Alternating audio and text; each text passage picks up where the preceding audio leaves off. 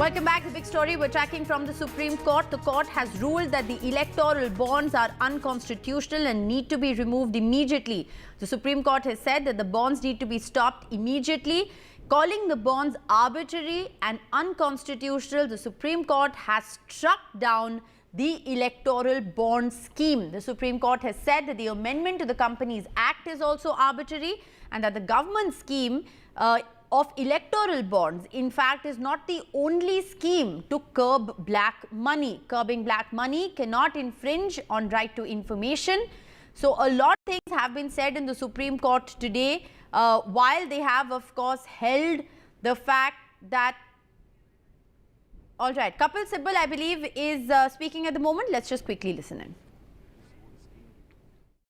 The brainchild of my late friend Arun Jaitley was in fact choreographed to enrich the BJP, because everybody knew that the BJP was in power and that any donations through electoral bond scheme would come to the BJP. But the interesting part is that this electoral bond scheme had nothing to do with elections. It was really the bonding between the corporate sector and the BJP, which received the largest number of donations. And the donations they received over the years amounts to about 5,000 to 6,000 crores. Now, with 5,000 to 6,000 crores in your kitty, which is not to be used in elections at all, right? You can topple governments, you can build your infrastructure as a political party, you can build the infrastructure for the RSS, you can set up your communication network throughout the country, and you can do what you like in terms of the use of money.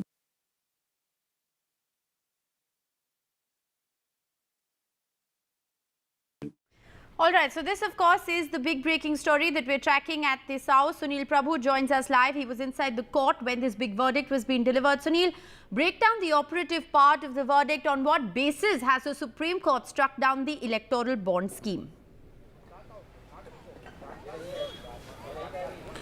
Well, as we've been reporting, it has held it unconstitutional on various grounds. One is on the right to information, that it cannot be, anonymous. And that's something that they have taken very, very, very seriously, and immediately asked the State Bank of India to stop the scheme, as well as, what they say, refund the money for those who have been done in the last 15 days. And if not, the other people who have given, which you heard Kapil Sibal saying, the BJP nearly has got 6,500 crores of rupees ever since the scheme came about. All those who contributed towards that 6,500 crores need to be published, not only for them, but for the Congress party, for the Trinamool Congress, for all political parties. They will have to now publish that data so that people know who gave money, why they gave that money, and then it will be meant for us journalists and various other, activists and others to really get to the bottom line and see whether there was a quid pro quo, whether there were policy changes, how did that entire process come about. As I've been saying, this is definitely a big body blow to political funding, because the earlier system was bad. As has been pointed out, this was far worse. It's in that backdrop that they found it violative not only of the Right to Information Act, they also said this does not curb black money. They've also said very categorically it is violative of the Companies Act, and struck it down, as well as various other provisions in the Representation of People's Act, as well as in the Income Tax Act. So definitely, as you heard, the ruling party does get an undue advantage, and it's in that scheme that the Constitutional Bench has decided unanimously to go ahead and hold it ultra vires. Now, the big question is, Parliament has been adjourned sine die. Whether there is a provision to bring in an ordinance to bring in political funding ahead of the elections, or what will be the scheme that will be followed. These are things that will have to be taken into account in the next few days, because if you have held one scheme ultra vires, what is going to be the scheme that is going to be followed? Will it be the earlier scheme, or if not, what is going to be the provision. Yes. So these are things that need to be noted, and we'll have to wait and see and look at a government response on how this entire process is going to play out. Well, I was just going to say that it's interesting because, you know, nobody from the government, no senior lawyer so far has responded to this verdict. And like you've been explaining to our viewers, Sunil, this was a scheme that was introduced by the ruling dispensation in 2018 in order to sort of, you know, end quote-unquote black money, something that the Supreme Court has really questioned today. But on the basis of the key takeaways, Sunil, that you've just sent us, I want to ask you two questions. What the Supreme Court has said today is that the SPI should provide all details of the electoral bonds that have been purchased, including the date, the name and the denomination. All of this information has to be made public in the course of the next 3 weeks from today. And all of this information has to also be published on the Election Commission of India website by the 13th of March 2024. This is, of course, for all political parties. So Pandora's box, Sunil, waiting to open 3 weeks from now, as many would believe. But it's extremely interesting because the court has taken it a step further. They've not just struck down the scheme, but they've retrospectively asked for transparency in political funding through the course of the time that the scheme was in place. That's right. And, you know, that is going to be, as you'd say, not only a Pandora's box, but really look at the nexus in terms of who funds the political parties, why they do it. Is it, you know, purely ideology? Is it purely because they want to do it? Or is it that they were forced to do it? Or whether they were, you know, favored in terms of policies, how that entire process goes ahead. Because this has a bearing on a constitutional democracy. We are a parliamentary democracy. And as you saw, 90 to 95% of that money is going to a ruling party dispensation. Be it the BJP today, tomorrow it might be anybody else. It was an unfair field. And it's in that context that we will have to look at this entire scheme in its entirety. And that's the reason for why they've gone to the root of the issue. 5 judges, you know, unanimously going on the conclusions that there has to be transparency, that this is violative of the Right to Information Act. You and I need to know, for a political party that we are voting, where its money is coming from, where its funding is coming from, and how that entire process goes. All right, Sunil, do stay on with us. Let's just listen into the reactions that are coming in so far. The Supreme Court has struck down the electoral bond scheme, comprehensively struck it down, and all the provisions that were made to bring it into effect in the Income Tax Act, in the Companies Act, etc., everything has been struck down.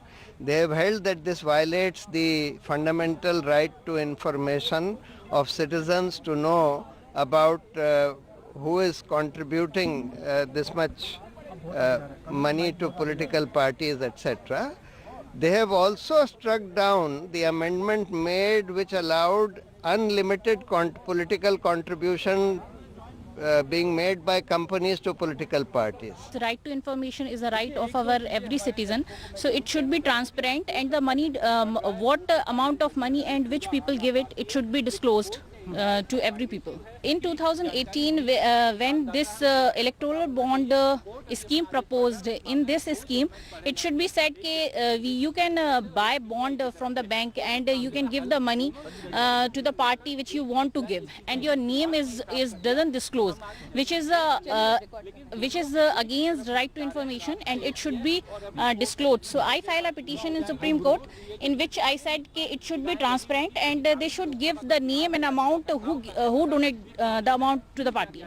The Supreme Court has unanimously struck down the electoral bond amendments. Most importantly, before the scheme, the amendments which were the basis of the scheme have been struck down from different enactments like the Income Tax Act, etc. And the Supreme Court's view was, which is fundamentally they agreed with our submissions, that this is public information is essential for the functioning of our democracy.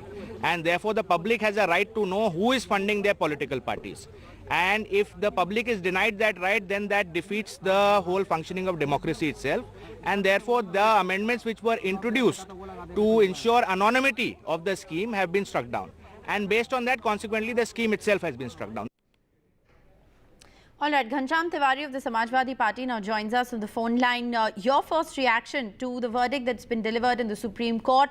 While of course we know that the BJP has largely been the beneficiary of this scheme, it's not like other political parties haven't received funding under the electoral bond scheme. I congratulate every citizen of India that this Modi Mahagotala scam has been today exposed by the Supreme Court and has been called out unconstitutional. The party whose government gave 14,56,226 crores as NPA waivers, the party who gets 90% of these electoral bonds, the party that collected tens of thousands of crores from people and has betrayed the middle class, the poor, by raising the gas prices, cylinder prices, and continues to play toxic religious politics, is today exposed for its corrupt mindset in the Supreme Court, and it's a victory for every citizen of India who wants political parties to be accountable and who want crony capitalists to not rule the country. When this data is out, we will know who are the crony capitalists behind this unfortunate rise of BJP as a very, very rich party. Right, Ghanshyam Tiwari, it's interesting you say that, because do you believe, that the previous regime was better? Because when in 2018 this electoral bond scheme was got, the version of course was that it will also deal with black money and cash transactions as far as political funding was concerned. Of course, the biggest bone of contention was the opacity clause. Now all of those donations are going to be made public. But now the biggest question is what next? Next is every citizen should know about this Modi Mahagotala of electoral bonds, this scam, and no regime in the country. There is no political party except BJP, the force behind this Mahagotala, who has supported electoral bonds. I congratulate Association for Democratic Reform. I congratulate every lawyer who fought for citizens of India. And it is by victories like this, the road to a stronger democracy will be paved. All right, so that's a reaction coming in from the Samajwadi Party. At the moment, they have congratulated the Chief Justice of India for what they call a historic verdict that will help in dealing with the issue of electoral bonds. They welcome the fact that the bonds have in fact been struck down. If you missed that big judgment being read out by the Chief Justice of India, here's an excerpt. Listen in. The information about the funding of political parties is essential for the effective exercise of the choice of voting. One of the factors which contributes to political inequality is the difference in the ability of persons to influence political decisions because of economic inequality. Economic inequality leads to differing levels of political engagement because of the deep association between money and politics. At a primary level, political contributions give a seat at the table to the contributor. That is, it enhances access to legislators. This access also translates into influence over policy making. There is also a legitimate possibility that financial contribution to a political party would lead to quid pro quo arrangements because of the close nexus between money and politics. Quid pro quo arrangements could be in the form of introducing a policy change or granting a license to the person making financial contribution to the political party in power. The electoral bond scheme and the impugned provisions, to the extent that they infringe upon the right to information of the voter by anonymizing contributions through electoral bonds, are violative of Article 19(1)(a). We have applied the proportionality standard to determine if the infringement of the right to information is justified. Issue 2. Whether the infringement of the right to information of the voter is justified for the purpose of curbing black money in the electoral process.